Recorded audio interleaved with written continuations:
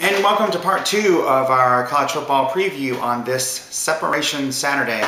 We're going to be taking a look at games across the Midwest, the Plain States, and out on the far west. We're going to start with one of the biggest games of the day, certainly before the season started. We all knew that the Florida-Alabama game was going to be a game to be circled on this coming Saturday, but who knew that Stanford at Oregon was going to be a game that also matched two undefeated top 10 teams. Stanford and Oregon have done a little bit differently. Oregon was kind of expected to be here, had a good team last year, returns a tremendous amount of talent, was expected to have a great team, lost Jeremiah Masoli, their quarterback, in the offseason due to off-the-field issues, but this was still expected to be a very talented team, and they've had an amazing offense. The point-a-minute offense, nearly scoring 60 points per game. They certainly did it in a couple of games, have destroyed everyone they've played, went on the road against an SEC team, though not a very good SEC team, and won big. But this is going to be a big test for them. Stanford expected to have a decent team behind their quarterback, Andrew Luck, who's started out well. And they also have one of the more interesting players in college football now is their fullback slash linebacker, Owen Marasic, who scored a touchdown both on offense and defense again in their blowout win over Notre Dame last week.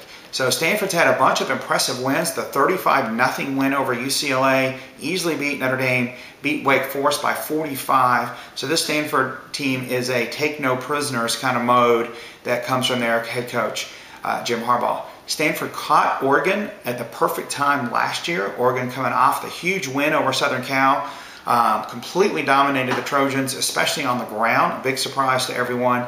And then Oregon turns around the next week and gets ambushed, losing to Stanford and giving up 50 points.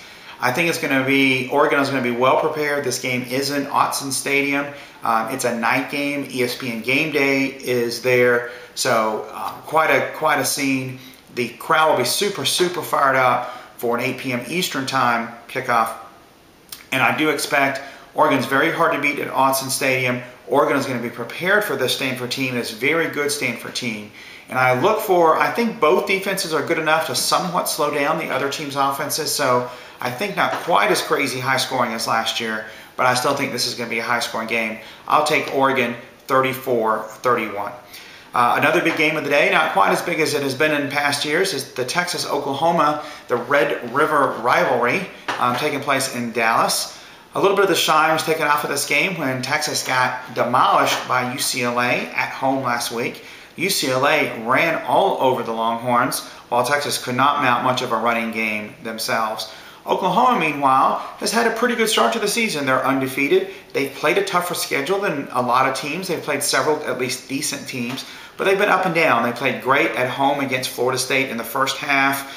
They got a big lead on Cincinnati. They were able to handle Air Force's funky offense, but then there were also times against both Air Force and Cincinnati that they struggled and didn't play very well.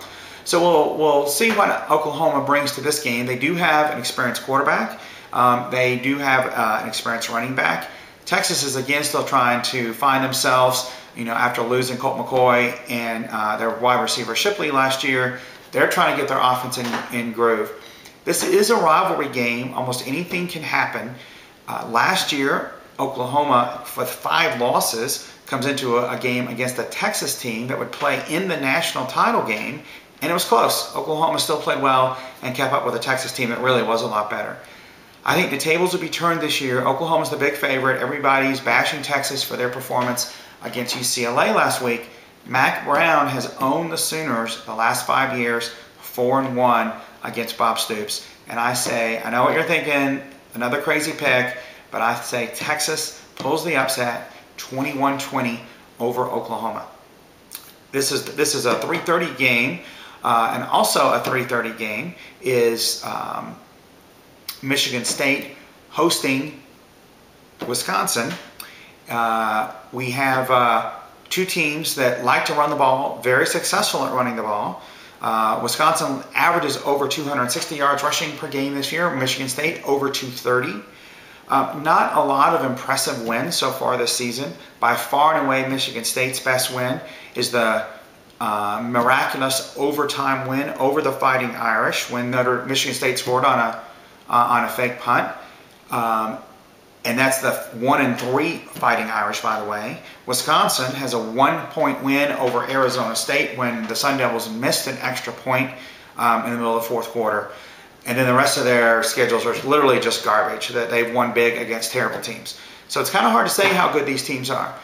Wisconsin has had success against Michigan State recently. Their running back, John Clay, had 255 yards just in their last 2 meetings. I give the edge to Wisconsin. I think they're the better team at Michigan State. The Spartans will play well, but I think Wisconsin pulls this one out 27-24. Wisconsin pulls this one out 27-24 over Michigan State. And right down the road, we have another big Big Ten matchup where Penn State takes on Iowa. Not quite as big as it could have been. Penn State lost big in their big road trip against a good team, Alabama. Iowa also lost in their road trip against Arizona. Certainly a closer game, but then Arizona's not quite Alabama.